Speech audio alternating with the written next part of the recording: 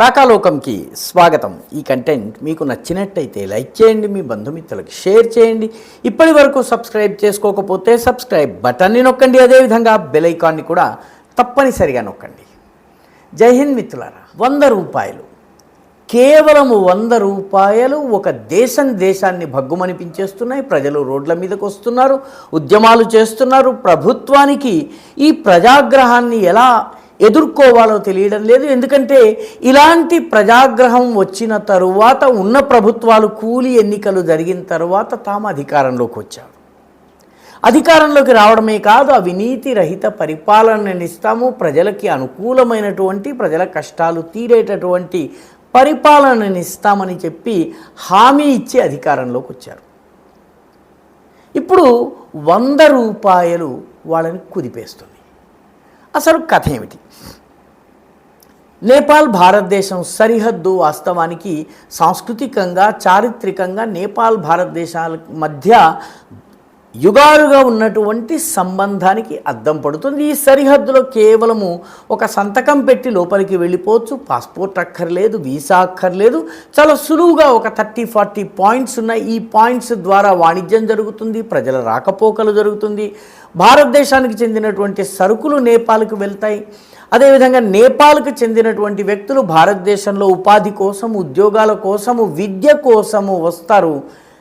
ఇక్కడి నుంచి వచ్చి వెళ్ళే సమయంలో భారతదేశం నుంచి వస్తువులు కొనుగోలు చేసి వెళ్తారు. కొత్తగా అధికారంలోకి వచ్చినటువంటి బాలేన్ షా ప్రభుత్వం అనేక సంవత్సరాలు నేపాల్ ప్రజాస్వామ్య దేశంగా మారిన తరువాత మొట్టమొదటిసారి పూర్తి మెజారిటీతో ఎన్నికైనటువంటి ప్రభుత్వము బాలేన్ షా ప్రభుత్వం. ఇందులో పార్టీ ఫిరాయింపులు కానీ, పొత్తులు పెట్టుకోవడం కానీ, ఈ తలనొప్పులేమీ లేకుండా పూర్తి మెజారిటీ సాధించినటువంటి ప్రభుత్వం. ఇదివరకు కమ్యూనిస్టులు 3-4 ముక్కలయ్యేవాళ్ళు, కలిసేవాళ్ళు, కలిసి విడిపోయేవాళ్ళు, విడిపోయి కలిసేవాళ్ళు. 6 నెలలకు ఒక ప్రధానమంత్రి మారేవాడు, 3 నెలలకు ఒక ప్రభుత్వం మారేది. ఈ రకమైనటువంటి పరిస్థితి ఉండే. అంతకుముందు బీపీ కొయిరాల నాయకత్వంలో ఉన్నటువంటి నేపాలీ కాంగ్రెస్ పరిస్థితి కూడా దాదాపు ఇదే.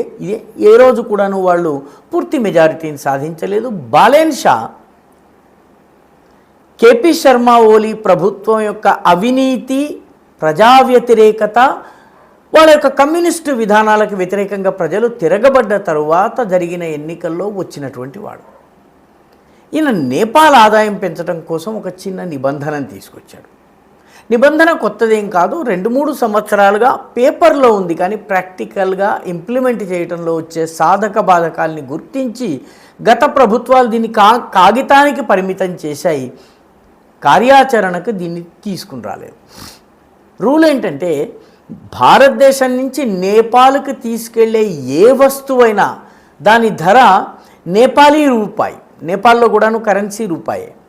నేపాలీ రూపాయి 100 రూపాయలు, 100 నేపాలీ రూపాయల కన్నా ఎక్కువ ఉన్నట్టయితే పన్ను చెల్లించాలి. ఈ పన్ను దాదాపు 80% పన్ను చెల్లించాలి. అంటే ఒక 100 రూపాయల వస్తువుని తీసుకెళ్తే 180 రూపాయలు చెల్లించాలి. 180 రూపాయలు చెల్లిస్తే కానీ అది నేపాల్లోకి వెళ్ళదు. ఇది మొదటి నుంచి ఉన్న ఏ ప్రభుత్వం అమలు చేయలేదు. బాలేన్ షా నేపాల్ ఆర్థిక వ్యవస్థను బాగు చేయడం కోసము, ప్రభుత్వ ఆదాయాన్ని పెంచడం కోసము, నేపాల్లోని ఉత్పత్తుల్ని ప్రమోట్ చేయడం కోసము ఈ విధానాన్ని తీసుకొచ్చారు. నేపాల్ రూపీస్ 100 ఇండియన్ కరెన్సీలో 63 రూపాయలు అవుతుంది.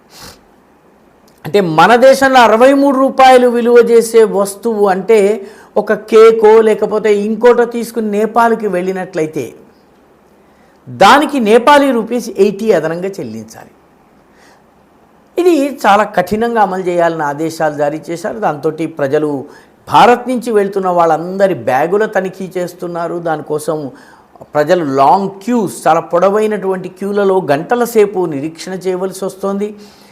ఇటు సమయం నష్టమవుతోంది, అటు లోపలికి వెళ్ళే లోపల దాని వస్తువు ధర 100 రూపాయలకు కొన్నటువంటి వస్తువు 180 రూపాయలుగా మారడంతో ప్రజలు దీనికి వ్యతిరేకంగా భారీ ఎత్తున ఉద్యమం ప్రారంభించారు. చాలా పెద్ద ఎత్తున నేపాల్ అంతా కూడా ఉద్యమం జరుగుతుంది. ఎందుకంటే నేపాల్లోకి ఏ వస్తువు రావాలన్నది భారతదేశం నుంచి రావాలి. ఒక ఫ్రిడ్జ్ తెచ్చుకోవాలనుకోండి, ఆ ఫ్రిడ్జ్ భారత్ దాటి నేపాల్లోకి ప్రవేశించాలంటే 100 రూపాయలు దాటితే ఎంతైతే రేటు ఉందో దాని మీద 80% సుంకం చెల్లించాలి. అంటే 10,000కు వచ్చేటటువంటి ఫ్రిడ్జ్ 10,800 రూపాయలు అదనంగా చెల్లించాల్సి ఉంటుంది. 10,800 రూపాయలు క్షమించాలి 18,000 చెల్లించాల్సి ఉంటుంది. 18,000 చెల్లిస్తే ధర పెరుగుతుంది. కాబట్టి భారతదేశానికి చెందినటువంటి వ్యాపారులు వస్తువులు తీసుకుని రావడం మానేశారు. నేపాల్ నుంచి వచ్చేటటువంటి భారత్కు వచ్చేటువంటి వాళ్ళు కూడాను విలువైన వస్తువులు కొనుగోలు చేయలేని పరిస్థితి. దీంతో వాళ్ళలో ఆగ్రహావేశాలు పెళ్ళుబుకుతున్నాయి. ఈ 100 రూపాయల నోటు 100 రూపాయల కన్నా ఖరీదైన వస్తువులపైన పన్ను విధించటం పట్ల ఇప్పుడు నేపాల్ అంతా కూడాను చాలా భారీ ఎత్తున నిరసనలు ఉన్నాయి. నేపాల్లో దాన్ని ఎలా అరికట్టాలో ప్రభుత్వానికి తెలియడం లేదు. ఎందుకంటే అరికట్టే ప్రయత్నం చేసినటువంటి కేపీ శర్మ ఓలీ ప్రభుత్వపు మంత్రుల గుడ్డలూడదీసి రోడ్లలో పరిగెత్తించి కొట్టారు. అలా కొట్టించినటువంటి వాళ్ళకి నాయకత్వం వహించిన వాడు బాలేన్ షా. ఆయన ఇప్పుడు నాయకుడుగా ఉన్నాడు, దేశాధినేతగా ఉన్నాడు. కాబట్టి ప్రజలకు కోపం వస్తే ప్రజల మీద గట్టిగా యాక్షన్ తీసుకుంటే ఏమవుతుందో బాలేన్ షాకి బాగా తెలుసు.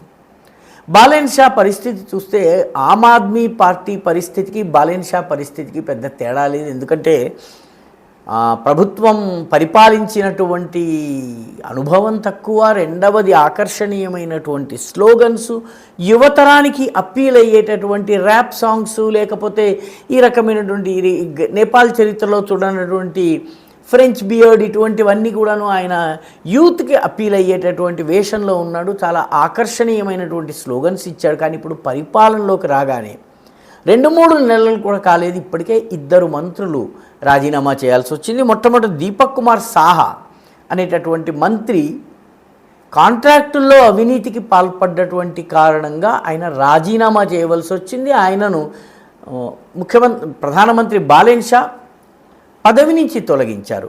రెండవ వ్యక్తి సుదన్ గురుంగ్, ఇతను హోంమంత్రిగా ఉన్నాడు. హోంమంత్రిగా ఉన్నటువంటి సుదన్ గురుంగ్ తన భార్యకు చెందినటువంటి కంపెనీలకు లాభం చేకూర్చే విధంగా ఒప్పందాలు చేశారు. అవి బట్టబయలైనాయి. దాంతో ఆయనంతటా ఆయనే రాజీనామా చేశారు. ఆమ్ ఆద్మీ పార్టీలో కూడాను ప్రభుత్వంలోకి వచ్చిన మరుక్షణం నుంచి అవినీతి ఆరోపణలు రావడం మొదలైంది. మంత్రులు, ఎమ్మెల్యేలు ఒక్కొక్కరుగా అవినీతిలో కూరుకుపోవడం మొదలైంది. చిట్ట చివరికి ఏ అవినీతి వ్యతిరేక పోరాటంతో అధికారంలోకి వచ్చిందో ఆ అవినీతి వ్యతిరేక పోరాటమే మెడకి గుదిబండలాగా మారింది. ఆప్ నాయకులందరూ కూడాను ఎక్కువ మంది అవినీతి కేసుల్లోనే అరెస్ట్ అయ్యారు. జైళ్లలో కూడా ఇష్టారాజ్యం చేశారు. ఇక ముఖ్యమంత్రి అరవింద్ కేజ్రీవాల్ అయితే నేను జైలు నుంచి పరిపాలించి తీరుతానని చెప్పి, జైలు నుంచి సంతకాలు కూడా నేను చేస్తాను అని చెప్పి పట్టుబట్టారు. చివరికి చట్టాలు ఒప్పుకోని కారణంగా ఆతిషి మార్లేనాని కొన్నాళ్ల పాటు ముఖ్యమంత్రి చేయవలసి వచ్చింది.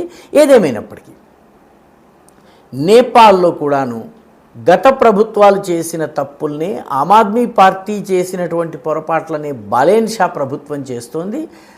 అవినీతి వ్యతిరేక పోరాటపు అసలు గుట్టు బయటపడుతోంది. ఈ 100 రూపాయల విధానము ఈ ప్రభుత్వాన్ని పూర్తిగా మింగేసేటటువంటి పరిస్థితి వస్తుంది. ప్రభుత్వం దీన్ని రద్దు చేసి కొంచెం పెద్ద అమౌంట్ 5,000, 10,000 ఆ రకంగా పెట్టినట్టయితే ప్రభుత్వానికి ఆదాయము వస్తుంది. సగటు పేద ప్రజలు ఏ టూత్పేస్ట్లో, టూత్ బ్రష్లో, లేకపోతే చిన్న చిన్న సామాను ఏ సబ్బులో కొనుక్కొచ్చినటువంటి వాళ్ళకి 80% పన్ను పడకుండా ఊరట లభిస్తుంది. బాలేన్ షా ప్రభుత్వము తెలివైనదైతే దీని విషయంలో కొంత ఆలోచిస్తుంది.